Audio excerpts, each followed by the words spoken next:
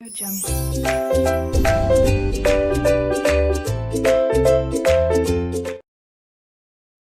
वालेकुम बच्चों, हम पढ़ रहे थे बेटा हिस्सा नसर में से नसू और सलीम की गुफ्तगू।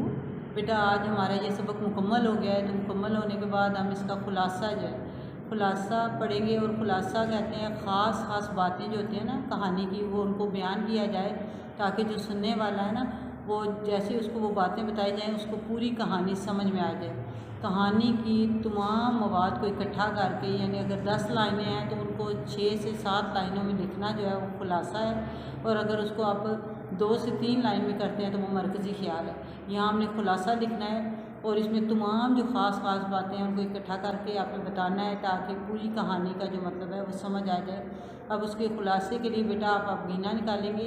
और एक बात बता दूं बेटा कि आपकी डायरी के ऊपर गलती से लाइनें प्रिंट हुई हैं, 1 से 9 लाइनें और दूसरी जो है फिर 10 से 18 लाइनें और फिर 27 तक गई हैं।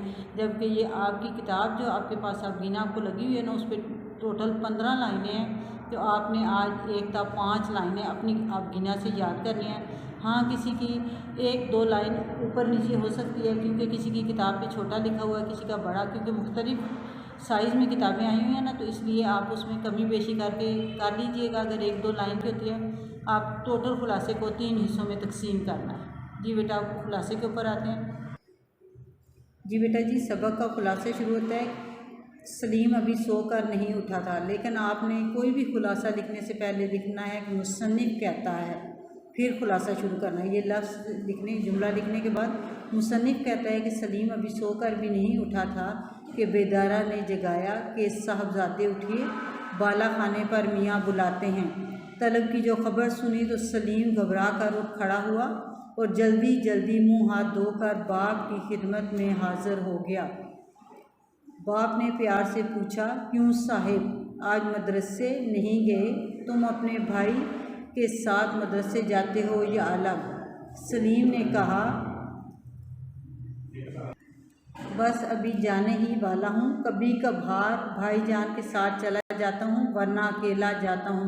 बाप के पूछने पर ऐसा क्यों है? सलीम ने जवाब दिया, अगले महीने इम्तिहान होने वाला है, छोटे भाईजान उसी की तैयारी कर रहे हैं। सुबह सवेरे उठकर अपने किसी हम जमात के यहाँ चले जाते हैं, वहाँ उनको देर हो जाती है तो सीधे मदरसे चले जाते हैं। बाप ने पूछा कि अपने घर में जगह नहीं है कि दूसरों के यहाँ जाते हैं।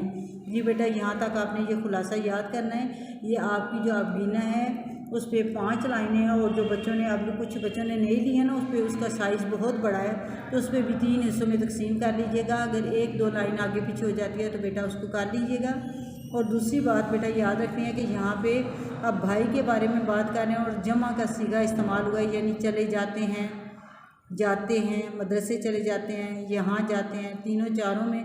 तो जब हम बड़ों के लिए अदब के ज़ुमरे में लगाते हैं ना, अदब के लिहाज से, तो बेटा हैं आता है। जैसे आप अम्मी है ना, तो आप कहते हैं अम्मी आप कहाँ गई थी। अब अम्मी एक है, थी भी कह सकते हैं तो जुमला सही होगा, लेकिन वो अदब में नहीं आएगा। तो बड़ों को इज़्ज़त देने के लिए हम हैं का सीगा जो है इस्तेमाल करते हैं। तो इसलिए बच्चे आपने इस खुलासे की जो 5 लाइनें इनको याद करना है अच्छी तरीके से। याद करने के बाद बेटा इसको आपने मुश्किल अल्फाज जो हैं वो 2 से 3 मरतबा लिखने हैं। जब वो आप समझें कि अब मुश्किल अल्फाज आ गया तो बेटा उसके बाद आपने कच्ची पेंसिल से इन 5 लाइनों को लिख के मश्क करनी है। और टाइम ज़रूर देखना है कि कितनी देर में आप इसको लिख सकते हैं, क्योंकि टाइम ज़रूरी है। पूरा खुलासा जो है वो तकरीबन 7 से 8 या 9 मिनट तक आपको लिख लेना चाहिए, तभी आप अपना जो उर्दू का पर्चा जब होगा उसमें ये काम कर पाएंगे। क्योंकि अक्सर बच्चों को जो है ना वो मसला ये होता है कि पूरा पेपर कर लेते हैं लेकिन उनसे ना पेपर कवर नहीं होता, वो सारा कर नहीं पाते। तो मेरे बेटा बार इसकी लिखने की मशक कीजिएगा। अगर इतनी थोड़ी डायरी मिलती है उसका मतलब ये नहीं है कि आप एक दफ़ा पढ़ें और कहीं मुझे आता है। उसको अच्छी तरह याद करना है और फिर बार लिख के मशक करनी है। और जब अच्छी तरह 2 से 3 मिनट में जब आप ये 5 लाइनें लिखने के काबिल हो जाएँ तो फिर समझें कि आप इस काबिल हो जाएंगे कि पर्चे में 8 से 9 मिनट में खुलासा लिख लेंगे। जी बेटा, अल्लाह हाफिज़।